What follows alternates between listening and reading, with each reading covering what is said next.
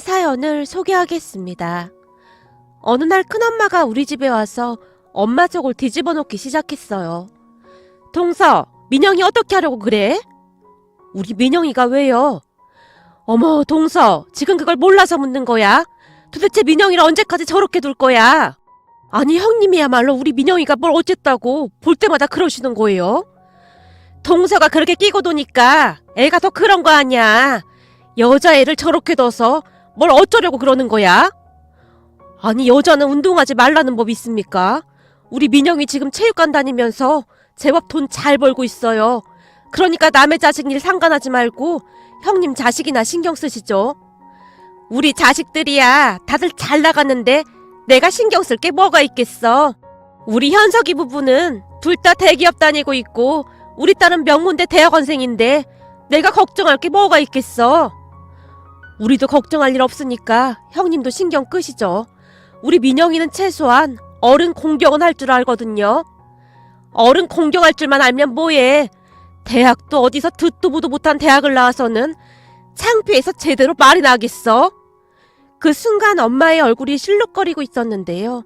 제가 보기엔 이미 인내심에 한계가 온 것 같았어요.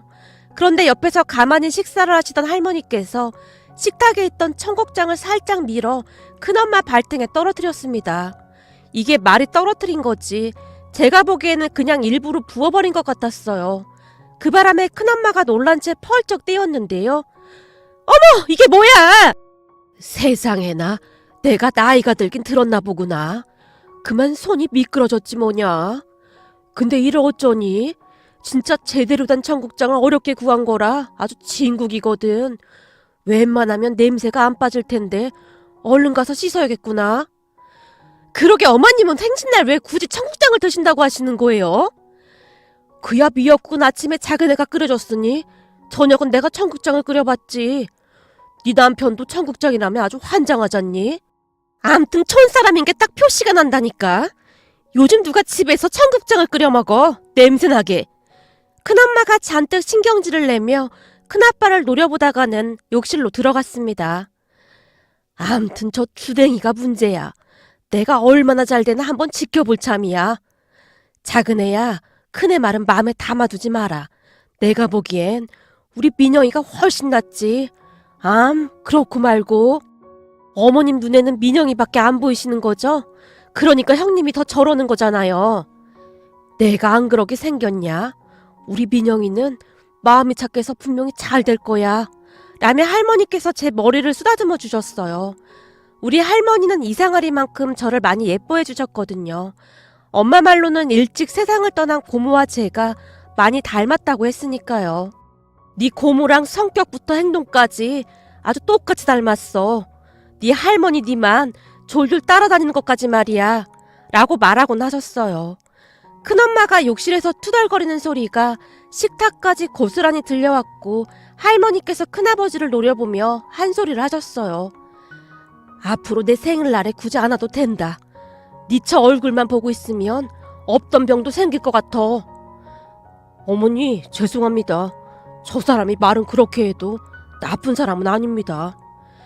그니까 나쁜 사람 아닌 니들끼리 잘 살라 그 말이야. 할머니가 다시 한번 쐐기를 박듯이 큰아버지를 노려봤습니다. 사실 우리 집 사연도 참 기가 막힌데요. 몇 년 전 지방에 홀로 계시던 할머니께서 쓰러지셨다고 동네 분에게 연락이 왔습니다. 그 바람에 가족들이 회의를 하게 되었는데 큰엄마는 절대 할머니를 모실 수 없다며 펄쩍펄쩍 뛰었어요. 만약 할머니를 모시라고 하면 바로 이혼할 거라고 말이죠. 하지만 그런 큰엄마와는 다르게 우리 엄마는 선뜻 할머니를 모시겠다고 했고요. 그렇게 홀로 지내겠다고 고집을 피우던 할머니를 부모님이 모시고 왔습니다. 할머니를 모시고 오던 날 큰엄마도 우리 집에 왔었는데요. 할머니 짐이 집 안으로 옮겨지는 것을 보고 안도의 한숨을 내쉬며 활짝 웃기까지 했어요. 그 모습이 어찌나 얄밉던지 다시는 얼굴을 보고 싶지가 않을 정도였습니다. 그런 큰엄마가 그나마 할머니를 보러 오는 것에는 다 이유가 있었는데요. 할머니에게 재산이 조금 있었거든요. 혹여나 그 재산을 우리 부모님에게 빼앗기지는 않을까 하는 걱정에 그렇듯 찾아온다는 것을 가족 모두 알고 있었으니까요. 사실 큰엄마네 자식들은 다들 공부를 잘해서 대기업이며 명문 대학원에 다니고 있었지만 저는 공부에는 큰 관심이 없었어요. 공부보다는 운동 쪽에 더 소질이 있었으니까요. 물론 제 동생은 공부를 꽤 잘하는 편이긴 합니다. 대학을 졸업 후 7급 공무원 시험에도 단번에 합격을 했거든요. 큰엄마가 그렇게 폭주하기 시작했던 이유가 제 동생이 단번에 7급 공무원에 합격을 하고 난 뒤부터였는데요. 그때부터 괜시레 운동하는 저를 물고 늘어지며 엄마 속을 긁어놓곤 했어요. 한마디로 큰엄마의 성격은 남이 잘 되는 꼴을 절대 못 보는 그런 사람이었어요. 하지만 저는 운동에 그 누구보다도 소질이 있었고 태권도 국가대표 상비군까지 갔었지만 도중에 다리를 다치는 바람에 포기할 수밖에 없었어요. 그 뒤부터 큰엄마는 아주 대놓고 저를 무시하기 시작했거든요. 민영아, 넌 어쩌면 좋냐? 운동하는 애들이 이게 문제야. 운동하다 다치고 나면 아무것도 못하고 아주 바보가 되는 거라니까. 그 머리로 지금에 와서 공부할 수 있는 것도 아니고 어쩌면 좋니? 네 앞날도 참 깝깝하다. 그러니까 학교 다닐 때 공부를 열심히 했어야지. 하긴 뭐 공부도 아무나 하는 게 아니니까. 라는 막말로 제게 비수를 꽂았어요. 그 뒤 우리 가족은 큰엄마를 상관조차 하지 않고 있었는데요. 간혹가다 찾아와서는 그렇듯 염장을 질러놓곤 했습니다. 그날 큰엄마 가족들이 돌아간 뒤에 할머니가 엄마에게 미안하다고 몇 번이나 말씀하셨는지 모르겠습니다. 하지만 이제는 엄마도 이골이 난 모양으로 그다지 신경 쓰지 않는 듯 해 보였어요. 그러던 어느 날 제가 일하고 있는 태권도 도장에 가기 위해 집 앞 카페에서 커피 한 잔을 사서는 손에 들고 서둘러 발걸음을 옮기고 있었는데요. 저만치에서 소란스런 소리가 들려왔습니다. 저놈 잡아라! 저놈 좀 잡아주세요! 할머니 한 분이 소리를 지르며 한 남자를 쫓고 있었고 소매치기를 한 모양인지 남자가 가방을 손에 꼭 쥐고는 제 쪽으로 달려오고 있었습니다. 그 모습을 보며 제가 급히 그 남자를 향해 달려가다가는 순식간에 붕 날아올라서 2단 옆차기로 그 남자를 날려버렸습니다. 그 순간 너 절대 사람들 앞에서 발차기 이딴 거 하지 마. 알겠어? 라는 엄마의 목소리가 제 귓가를 스치고 지나가는 듯 했는데요. 제 머리보다 몸이 먼저 반응했다고 해야 할까요? 2단 옆차기를 날리고 착지하는 순간 제 입에서 짧은 외마디 소리가 흘러나왔습니다. 아, 발은 쓰지 말았어야 했는데. 하지만 남자는 이미 저만치 나가 떨어졌고 제가 잔뜩 양미간을 찌푸린 채 몸을 제대로 가누지도 못하고 있는 남자의 상태를 확인하고 있었는데요. 아, 큰일 났다. 저기요. 아저씨, 정신 좀 차려봐요. 제 손가락 보여요? 이거 몇 개로 보여요? 일어날 수 있겠어요? 라며 손가락 3개를 펴보이며 남자의 눈앞에서 흔들어대고 있었는데요. 그 순간 지갑을 소매치기 당했던 할머니가 급히 쫓아와서는 이놈 아주 잘됐다. 젊은 놈이 어디 할 짓이 없어서 소매치기를 해. 소리를 질러대셨어요. 하지만 저는 이미 정신줄을 놓고 있는 상태였기에 어떻게 해야 하나 고민만 하다가는 급히 경찰에 신고를 했습니다. 저기 여기가 땡땡 사거리 우체국 앞인데요. 지금 소매치기 범이 바닥에 누워있거든요. 빨리 좀 오셔야 할 것 같아요. 그게 암튼 빨리 오셔야 할 것 같아요. 그리고 구급차도 같이 와야 할 것 같은데. 제가 기어들어가는 목소리로 경찰에게 말했는데 전화기 너머로 들려오는 경찰의 목소리는 그저 어리둥절하다는 그런 목소리였어요. 그리고 얼마 뒤 도착한 경찰이 놀란 채 제게 물었어요.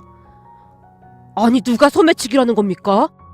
누구긴 누구야. 저기 누워있는 저놈이 소매치기지. 저기 저 아가씨가 아니었으면 큰일 날 뻔했어요. 저놈 당장 잡아다 가둬요. 할머니의 목소리가 조금 더 빨랐는데요. 그러니까 아가씨가 이 소매치기를 잡았단 말입니까? 그러게요. 저도 안 그러려고 했는데 소매치기라는 소리를 듣던 순간 저도 모르게 그만 이렇게 만들어버렸네요. 근데 이 사람 괜찮을까요? 아까부터 계속 누워만 있거든요. 그러니까 아가씨가 이 덩치 큰 남자를 이렇게 했단 말입니까? 저기 제가 이렇게까지 하려고 한 건 아닌데 이 머리보다 몸이 먼저 움직이다 보니까 이 사람 괜찮나 모르겠네. 경찰관님 괜찮겠죠? 그리고 잠시 후 다행히도 소매치기가 정신을 차렸고 저는 졸지에 그 소매치기범과 함께 경찰서로 가야만 했습니다. 경찰관 뒤를 쫄래쫄래 따라가는데 머릿속에 별의별 생각이 다 들었어요. 특히나 엄마와 대화하던 소리가 계속해서 귓가를 스치고 지나갔는데요. 너 앞으로 일반인한테 그놈의 발차기 하기만 해봐. 지금 병원비 물어준 게 어디 한두 번이야? 그치만 그냥 당하고 있는 사람들을 모른 척 할 순 없잖아. 그니까 네가 나서지 말고 바로 경찰에 신고를 하란 말이야. 대한민국 경찰이 그냥 심심해서 있는 줄 알아? 네가 경찰도 아니면서 왜 나서냔 말이야. 그치만 경찰 오는데 시간이 걸리니까 그렇지. 그러니까 정 급하면 손만 쓰라고 몇 번을 말했어. 왜 발을 써서 항상 일을 만드느냔 말이야. 라고 엄마가 잔소리를 한 지 불과 한 달이 채 되지 않았었거든요. 사실 그전에도 어려움에 처해 있는 사람들을 그냥 지나치지 못한 채 도와주고자 그랬던 건데 나중에는 제가 덤태기를 쓴 경우도 많았으니까요. 그렇게 어깨가 축 처진 채 경찰관을 따라가고 있었는데요. 아가씨, 아까는 정말 고마웠어. 얼굴도 이쁘장하게 생긴 아가씨가 참 대단하네. 어? 할머니 안 가셨어요? 아가씨가 나 때문에 경찰서에 가게 됐는데 내가 가긴 어떻게 가. 그런 짓은 배신자들이나 하는 짓이지. 우와, 할머니 완전 멋지신데요? 당연한 걸 가지고 뭘 그렇게 칭찬까지 하고 그래. 근데 전 오늘 엄마한테 완전 쫓겨날 것 같아요. 쫓겨나다니 왜? 우리 엄마가 한 번 더 경찰서 들락날락거리면 집에서 내 쫓는다고 했거든요. 그럼 그동안에도 이런 일이 꽤 많았었나 보구만. 네, 제 성격이 좀 그래요. 누구든 어려움에 처한 사람들을 도와줘야 직성이 풀리는 그런 성격이거든요. 처음 본 할머니와 이런저런 이야기를 나누다가는 경찰서에 도착을 했는데요. 경찰서에 도착을 하자마자 할머니가 경찰관들과 심각하게 말을 하고 있었어요. 그러더니 다시 어디론가 전화를 하는 것 같았는데요. 잠시 후 멀끔하게 양복을 차려입은 한 남자가 경찰서로 들어오더니 그 할머니에게 90도로 허리 숙여 인사를 했습니다. 어디 다치신 곳은 없으십니까? 앞으로는 이동하실 때 차를 타고 가시는 게 좋을 것 같습니다. 답답해서 좀 걸을까 한 거지. 난 괜찮어. 그나저나 저 아가씨가 나 때문에 고생을 좀 했는데 정 변호사가 잘 해결 좀 해줘야겠어. 라며 할머니가 저를 가리켰어요. 그리고 얼마 뒤 저는 그 할머니와 경찰서를 나올 수 있었는데요. 우와, 할머니 대단하신 분인가 봐요. 어떻게 하신 거예요? 아니 그냥 내가 아는 사람이라 부탁을 좀 했지. 그러니까 아가씨는 아무 걱정하지 마. 나머지 일은 저 사람이 다 알아서 해결할 거야. 할머니가 제 등을 토닥이시며 활짝 웃으셨어요. 진짜요? 할머니 진짜 감사해요. 전 오늘 집에서 쫓겨나는 거 아닌가 걱정했거든요. 집에서 쫓겨나면 어디 갈 데는 있고? 아니요, 제가 갈 데가 어디 있겠어요. 엄마가 문을 안 열어주는 날에는 밖에서 시간 좀 때우다가 할머니랑 비상연락을 해야 해요. 할머니랑 비상연락을 해? 그게 무슨 말이야? 그러니까 우리 할머니가 집안에서 동태를 살피다가 엄마가 잠이 든 거 확인하시고 저한테 문자를 하시거든요. 그럼 뒤꿈치를 슬금슬금 들고 들어가면 돼요. 우리 할머니랑 저랑 워낙 꿍짝이 잘 맞아서 한 번도 걸린 적이 없어요. 제가 할머니를 향해 활짝 웃었는데요. 젊은 아가씨가 성격이 어쩌면 이리도 좋을까? 내가 미안해서 그런데 우리 어디 가서 커피나 한잔할까? 아까 보니 들고 있던 커피 다 쏟아진 것 같던데. 전 괜찮습니다. 저한테 미안해서 그러신 거라면 그냥 가셔도 돼요. 오늘 오히려 할머니께 제가 신세를 졌는걸요? 아가씨가 신세를 지긴 무슨 신세를 졌다고 그래. 오늘 신세 진 사람은 난데. 아니에요. 할머니 덕분에 오늘은 엄마를 안 불렀잖아요. 전 그것만 해도 아주 감사한걸요? 제가 다시 한번 할머니께 감사하다는 말을 했는데요. 그러지 말고 잠깐만 커피 한 잔만 했으면 좋겠는데 어떻게 안 될까? 아니 아직 시간은 있긴 해요. 그럼 잠깐만 이따 갈게요. 라며 할머니 손에 이끌려 한 카페로 들어갔어요. 그렇게 할머니와 이런저런 이야기를 하게 됐는데요. 이렇게 예쁘장하게 생긴 아가씨가 태권도 선수였다고? 네, 태권도를 오래 했어요. 좋아하기도 했고요. 근데 다리를 좀 다치는 바람에 중간에 그만두고 지금은 태권도 가르치는 일을 하고 있습니다. 그렇구만. 어쩐지 아까 막 발차기인가 뭔가 그 솜씨가 예사롭지가 않더구만. 근데 다리에 힘이 얼마나 좋길래 그 건장한 남자를 한 번에 그렇게 만들 수가 있어? 아까 보니 그 소매치기범 덩치가 훨씬 좋아 보이더만. 아, 2단 옆차기요? 잘 모르는 사람들이 많은데 이 태권도 발차기가 어마어마하거든요. 그래서 우리 엄마가 어디 가서 절대 발은 쓰지 말라고 했는데 제가 원래 불의를 보면 못 참는 성격이거든요. 그러다 보니 그만 지나치지를 못하고 맨날 사고를 치고 다니고 있어요. 요즘에 보기 드문 아가씨네. 그런 성격은 누굴 닮은 거야? 우리 할머니 말로는 돌아가신 고모를 닮았다고 했어요. 근데 고모랑 저는 옛날에 집안에 독립운동하신 할아버지가 계셨다고 하는데 그 피를 물려받았다고 하더라고요. 집안에 독립운동하신 분도 있으셨어? 네, 원래는 우리 집안이 돈이 꽤 많은 집안이었다는데 대대로 독립운동 자금을 많이 댔다고 했어요. 우리 할머니가 하도 이야기를 해줘서 다 암기했을 정도예요. 제가 처음 뵙는 분한테 말이 너무 많았죠? 아니야. 그래서 젊은 사람이 이렇게 반듯한 거구만. 이 핏줄이라는 건 절대 무시 못하는 거거든. 할머니가 한동안 저를 바라보다가는 제게 혹시 전화번호를 줄 수 있냐고 물어봤어요. 제 전화번호를 묻는 이유가 궁금하긴 했지만 대수롭지 않게 생각하고 전화번호를 드렸는데요.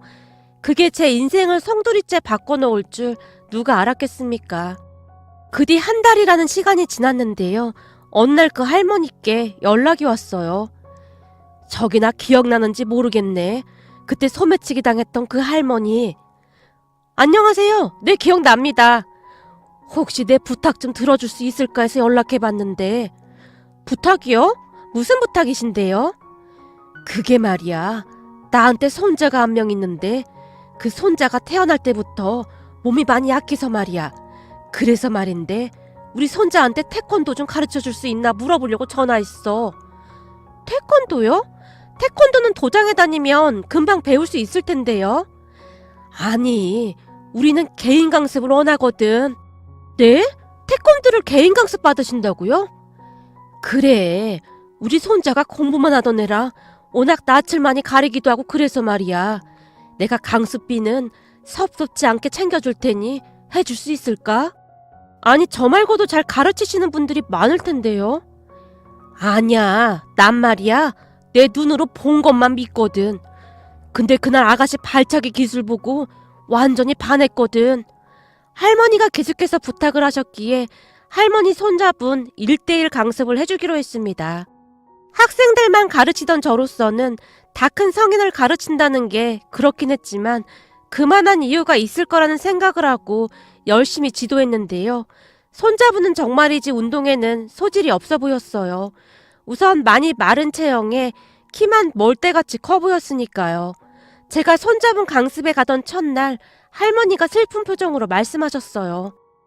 우리 손자 태어나고 얼마 안 있다가 제 엄마가 세상을 떠났어. 제 엄마가 참 착하고 예뻤는데 원래 몸이 많이 약했거든. 그러다 몇 년 있다 우리 아들이 재혼을 했는데 차마 못 보내겠더라고. 내가 계속 끼고 살아서 정도 많이 들었었고 제 엄마가 세상 떠나기 전에 혹시나 우리 아들이 재혼하게 되면 나보고 손주를 부탁한다고 내 손을 잡고 신신당부를 했었거든. 아마도 새엄마 밑에서 자라는 것보다 할미가 키우는 게 좋다는 생각을 했겠지. 세상 떠난 며느리가 생각나시는지 할머니의 눈가가 촉촉히 젖어 있었습니다. 할머니께서 잘 키워주셔서 며느님도 하늘에서 감사하게 생각하고 있을 거예요. 그럼 다행이고. 근데 아가씨도 보다시피 우리 손자가 엄마를 닮은 것인지 잔병치레도 많고 그래. 그래서 운동을 좀 하면 괜찮을까 해서 그런 거니까 앞으로 잘 좀 부탁해. 우리 손자가 내가 하는 일을 도와주고 있어서 내 옆에 항상 붙어 있는데 보고 있으면 딱하기도 하고 말이야. 그날 할머니 댁에 가서 알게 된 사실인데요. 할머니 집은 서울에 따로 있다고 하셨어요. 경기도 외곽 공기 좋은 곳에 집을 지어놓고 왔다 갔다 한다고 하셨어요. 집에서 거리가 꽤 먼 거리였지만 주말 이틀간만 개인 강습을 했고 개인 강습비를 말도 안 되는 금액으로 높게 책정해 주셨기에 정말 열심히 강습을 했습니다.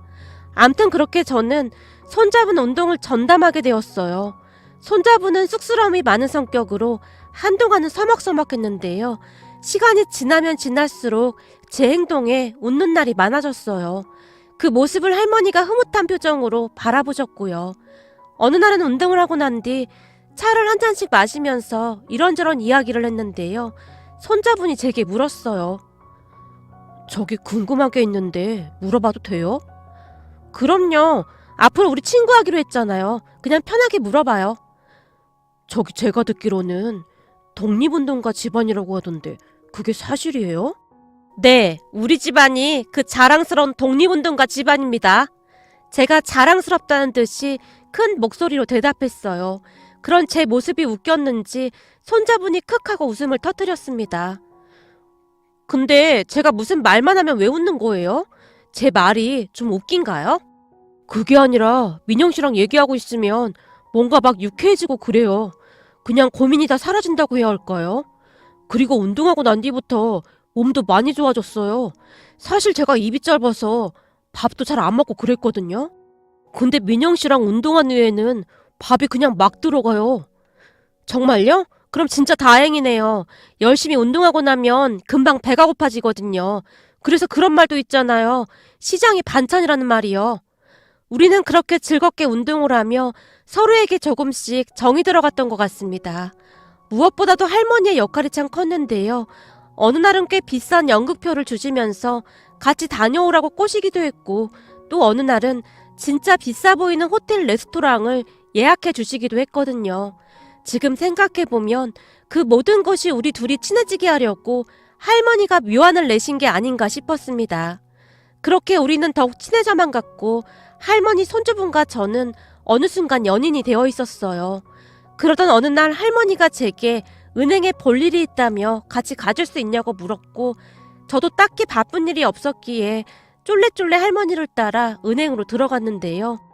그날 저는 그동안 한 번도 본 적이 없던 광경을 목격하고 말았습니다. 그러니까 할머니가 은행에 들어가자마자 은행 지점장이 바로 뛰어나와서는 할머니께 인사를 하셨거든요. 안녕하십니까, 회장님. 지점장님, 내가 이런 거 하지 말라고 몇 번을 말했어요. 자꾸 이러면 불편해서 은행 옮길 겁니다. 저기 그래도 우리 지점 VVIP신데. 지점장님, 내가 이 은행을 거래은행으로 선택한 이유가 뭡니까? 저기 그게... 그러니까 오히려 힘들게 은행을 찾아온 분들에게 더 친절하게 해주시면 됩니다. 네, 알겠습니다. 명심하겠습니다. 라며 지점장이 활짝 웃고 있었어요. 그렇게 은행을 나오던 제가 할머니께 물었어요. 할머니, 아까 분명히 들었는데 저분이 회장님이라고 하시던데? 할머니가 회장님이셨어요? 회장님은 엄청 높은 사람이잖아요. 그래, 맞다. 내가 회장이야. 네? 할머니가 회장님이라고요? 그래, 넌 참 눈치가 없더구나. 내가 그래서 널 좋아하는 거지만. 아니, 그게 무슨 말씀이세요? 할머니께서 의미심장한 표정으로 미소를 지으셨어요. 사람들이 나한테 왜 저런 작은 은행과 거래를 하냐고 묻는데 다 이유가 있어. 저 지점장이 말이다. 내가 후원하는 보육원에 아주 오래전부터 개인적으로 후원을 하고 있었더구나. 몇 달에 한 번씩 그 지점장이 가족들과 함께 찾아가서 보육원 아이들을 살뜰히 챙기기도 하고 말이야. 거기다 무엇보다도 그 보육원 아이 한 명을 입양까지 했더구나. 정말요? 대단하신 분이네요. 맞다. 난 그런 사람들을 참 좋아하거든. 이 머리가 똑똑한 사람이 아니라 여기 이 마음이 따뜻한 사람들 말이야. 너도 이 마음이 따뜻한 그런 사람이야. 그래서 내가 널 처음 본 날 한눈에 딱 우리 손주 며느리로 점 찍었던 거야. 그럼 설마 현수 씨한테 운동을 가르치라고 하셨던 것도? 그래, 너라면 우리 손주한테 웃음을 줄 수 있을 것 같더구나. 우리 손주한테 들어보니 네가 참 순수하고 밝아서 너를 참 좋아하더구나. 역시나 내 생각에 딱 맞아떨어진 거지. 역시 내 눈은 틀리지 않았어. 할머니께서 아주 큰 소리로 웃으셨어요. 그렇게 알게 된 사실인데요. 사실 할머니는 이름만 대면 다 아는 중견기업의 회장님이라고 하셨습니다. 그리고 나중에 알게 된 사실인데 할머니는 서울대를 졸업한 수재셨고요. 서울대를 졸업하고 여러 번 힘든 일을 겪으시다가 지금의 회사를 이만큼 일궈내셨다는데요. 처음 한동안은 이 모든 사실이 믿겨지지가 않아서 집에다 말도 못하고 있었어요. 그러던 어느 날 제가 큰 결심을 하고 가족들에게 그 사실을 알렸어요. 저기 내가 할 말이 있는데. 무슨 할 말? 너 혹시 또 사고 친 거야? 또 발차기 그거 막 한 거야? 사고를 치긴 친 것 같은데, 그리고 이번에는 2단 옆차기거든? 야, 내가 그 2단 옆차기인가 3단 옆차기인가 그거 절대 하지 말라고 몇 번을 말했어. 설마 병원에 입원했어? 합의해야 하는 거야? 엄마, 진정 좀 해. 내가 2단 옆차기 하는 거면 다 이유가 있는 거야. 그것 때문에 내가 경찰서 갔다 온 게 한두 번이야? 난 이제 경찰서라면 아주 치가 떨려 이거사. 어쩌겠어. 독립운동가 후손이라 그런 건데. 제가 농담을 하며 엄마를 놀렸는데요. 네 선조 할아버지께서는 독립운동하시다가 일본 경찰한테 끌려간 거고 넌 사고 쳐서 경찰서 간 건데 비교할 걸 비교해야지. 너 똑바로 말 안 해? 이번엔 또 뭔 사고를 쳤어? 저기 그게 말이야. 내가 소매치기 범을 2단 옆차기로 날려버렸거든? 그 순간 엄마가 얼음이 되어버린 채 눈만 깜빡이고 있다가는 마구마구 소리치기 시작했어요. 네가 진짜 미쳤구나. 너 저번에 외갓집 가서 쌀 한 가마니라 아작내는 거 보니 그 소매치기 범 어떻게 됐을지 안 봐도 뻔하다. 그 쌀 가마니가 너덜너덜해져서 쌀이 줄줄 흘러나왔었는데 그 사람이 절대 멀쩡할 수가 없지. 애미야, 그때 그건 우리 민영이가 하고 싶어서 그런 게 아니라 사람들이 그 발차기로 차면 쌀가마니가 구멍이 나나 안 나나 한번 해보라고 해서 그래서 한 거 아니었냐. 그러니 우리 민영이 잘못은 아니었지. 사실 너도 옆에서 부추겼잖아. 어느 정도로 센지 궁금하다고. 할머니 말이 맞아. 엄마도 부추겼잖아. 잠깐만, 내가 이 말 하려고 했던 게 아닌데. 아참, 그래서 말이야. 그렇게 그날 있었던 일들에 대해 가족들에게 얘기해줬는데요. 그럼 그 뒤에도 그 할머니랑 계속 연락을 하고 있었단 말이야? 그렇지. 근데 그분 손자랑 나랑 지금 사귀고 있거든? 뭐? 너 지금껏 그런 말 없었잖아. 그게 엄마가 호들갑 떨고 다닐까봐 내가 말 안 한 거고. 아무튼 현재 상황은 이런데 그쪽 집에서 우리가 결혼하기 바라고 있거든. 그래서 현수 씨가 곧 인사 올 것 같아서 말하는 거야. 근데 문제가 좀 있는데 말이야. 문제? 아, 혹시 할머니랑 같이 산다고 하는 거 보니 부모님이 안 계신 모양이구나. 부모님이 안 계신 게 뭔 대수야. 사람만 괜찮으면 됐지. 아니야, 그런 문제가 아니라 사실은 그 할머니가 땡땡 기업의 회장님이시래. 제가 그 말을 한 뒤 가족들을 둘러보고 있었는데요. 그 순간 엄마가 갑자기 큰 소리로 웃으셨어요. 뭐? 땡땡 기업 회장님? 그러니까 네 말은 땡땡 기업 회장님이 널 손주 며느리로 들이고 싶어 한다 그 말이냐? 민영아, 너 소설책을 너무 본 것 같다. 뻥을 쳐도 앵간해야 이해를 하지. 어디서 말도 안 되는 소리를 하고 있어. 독립운동가 후손으로서 창피하지도 않냐? 최소한 그분들 얼굴에 먹칠은 하지 말아야지. 너 대체 왜 그러는 거야? 진짠데? 여기 이렇게 조회도 된다니까? 제가 인터넷으로 확인한 사진을 가족들에게 보여줬어요. 뭐? 진짜 이분이란 말이야? 그렇다니까. 여기 봐봐. 그리고 이것도 봐봐. 여기 내 SNS 사진. 우리 셋이 찍은 사진도 있잖아. 제가 얼마 전 주말에 남친과 남친 할머니까지 모시고 삼겹살을 구워 먹던 사진까지 보여줬더니 가족들이 한동안 아무 말도 하지 못한 채 넋을 놓고 있었어요. 그 뒤 현수 씨가 우리 집에 인사를 온 뒤 바로 상견례를 했는데요. 상견례 날은 현수 씨 아버님과 새어머님도 참석하셨답니다. 하지만 실질적으로는 할머니가 부모와 다름없었기에 두 분 다 할머니 말씀에 따를 뿐이었어요. 상견례가 끝난 어느 날 엄마가 갑자기 잔치상을 차리고는 친척들을 불렀는데요. 집 안으로 들어서던 큰엄마의 표정은 뭐 씹은 듯한 그런 표정이었다고 해야 할까요? 아니 어떻게 운동만한 민영이가 그런 집으로 시집을 갈 수가 있어? 이건 뭔 사기 냄새가 나지 않아? 왜 그런 거 있잖아. 알고 봤더니 간 이식할 사람이 필요해서 건강한 민영이를 데리고 간 거라든지 뭐 그런 거 말이야. 내가 몇 날 며칠 생각해봤는데 이건 도저히 말이 안 되거든. 그니까 동서 한번 잘 알아봐. 형님, 우리 상견례까지 했잖아요. 근데 아주 좋은 분들이니까 아무 걱정하지 마세요. 정 걱정되시면 형님도 한번 알아보시던지요. 여기저기 기부도 참 많이 하시고 진짜 훌륭하신 분들이라니까요. 우리 집안이 독립운동가 집안이라고 아주 좋아하셨는걸요. 우리가 조사님들께 정성껏 제사를 지냈더니 조사님들이 우리를 도와주는 모양입니다. 세상에 이런 일이 어딨겠어요. 엄마가 큰엄마에게 쐐기를 박듯 큰 목소리로 대답했습니다. 엄마의 말에 큰엄마의 얼굴이 울그락불그락해져 있었는데요. 결국 잠시 후 속이 좋지 않다면서 집에 가버리더라고요. 그 모습을 보며 할머니께서 아유, 꽃이다 꽃이여. 그렇게 옛말에 뿌린 대로 거둔다는 말이 있는 거 아니겠냐? 라며 아주 속이 시원하시다는 그런 표정으로 말씀하셨어요. 그렇게 우리는 결혼까지 해서 잘 살고 있습니다. 거기다 우리가 결혼한 이후에 제가 옆에서 얼마나 잘 챙겨줬던지 그 삐쩍 마른 몸이 어느새 얼굴에 살이 많이 붙어서 이제는 식단 조절을 해야 할 정도로 건장해졌는데요.